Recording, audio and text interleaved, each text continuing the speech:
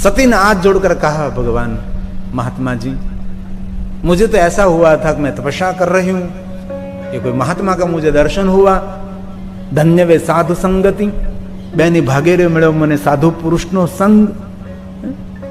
मैं तो बहुत आपको देखकर सोच रहे थे कि मेरा तप पूर्ण हो गया, अब मुझे भगवान मिलने वाले हैं, लेकिन आप तो महादेव की निंदा करते। मैं बार बार विनंती करते हो कि आप शिव जी की निंदा मत करिए, तो भी निंदा कर रहे हैं।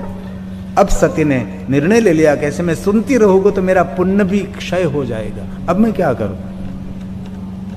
सती ने निर्णय ले लिया कि महात्मा जी अब तो संत है, इसलिए आपको तो मैं कुछ नहीं कह सकते, लेकिन मैं स्थल को छोड़कर अन्य स्थल पर मैं जा रही हूं। सती ने एक कदम वहां से उठाया, और स्थान पर जाकर मैं तपस्या करूंगी, आप अकेले अकेले यहां बोलते रहो। सती ने दूसरा कदम जा उठा रही थी, वहां इसी समय सती ने जो अपनी सुंदर साड़ी पहनी थी उसका पल्लव खिंचाया हुआ देखा। सती के मन में ऐसा हुआ कहीं कांटे कांकरे झांकरे में कहीं आ गया होगा, इसलिए जाते जाते सती ने पीछे देखा तो स्वयं महादेव जी सती की साड़ी का पल्ला पकड़कर महादेव खड़े थे। शर्मिंदा हो गए सती, प्रणाम करने लगे, महादेव आप।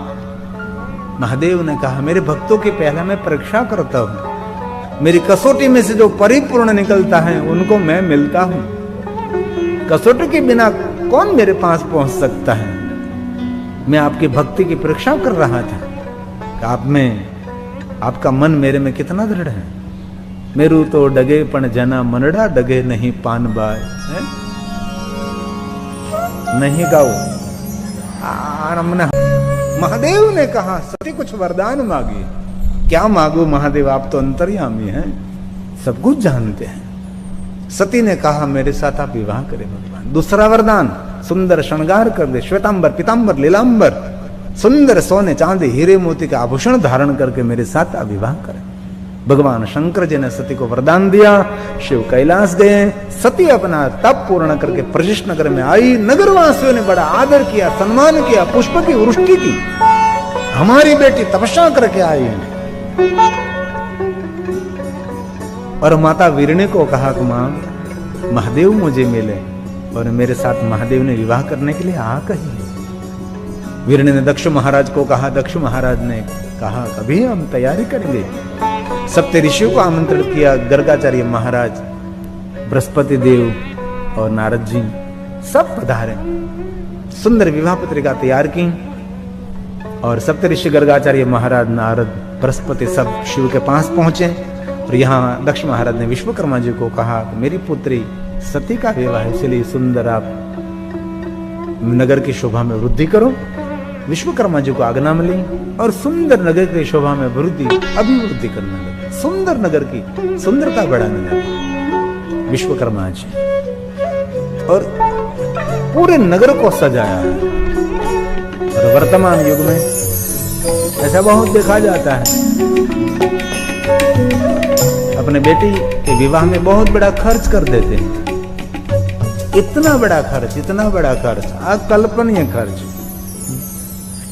धनपति लोग हैं वो तो करे खर्च, कोई बात नहीं, लेकिन कभी कभी मध्यम वर्गीय लोग ऐसे धनपतियों को देखकर नहीं वो कर सकता है, हम क्यों ऐसा करें। नहीं करता हो ये करिए, न करिए कग माथुरे शेवड़ा में ऊंचा रे बेपग।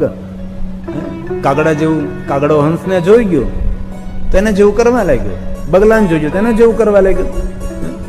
नहीं, हमारी बहुत हृदय से एक प्रार्थना है, जरूर खर्च करो, हमारा कोई शिकायत नहीं हमारी। लेकिन आजकल लोगों की मानसिकता का कोई भरोसा नहीं है, कभी भी अपना मन बदल सकता है। मैंने बहुत ऐसे घर को देखा, वैसे बहुत ऐसे परिवार को देखा, क्योंकि मैं गांव शहर में देश देशांतर निरंतर यात्रा करता रहता हूं। 9 दिन में हमारी दुनिया बदलती है, वातावरण बदलता है, सब कुछ बदलता है। यहां बिल्कुल ठंडी नहीं, तो हम राजस्थान पहुंचेंगे, कितनी ठंडी होगी। लगातार घूमते फिरते रहते, हमने बहुत दुनिया को देखी है। हम ना नहीं बोलते आपके बेटे के विवाह में खर्च करने के लिए, लेकिन थोड़ा सा सावधानी जरूरी है। हमारे विचारधारा ऐसे हैं कि आपकी बेटे के विवाह में 50 लाख रुपए का खर्च करना चाहते हैं, आप ऐसा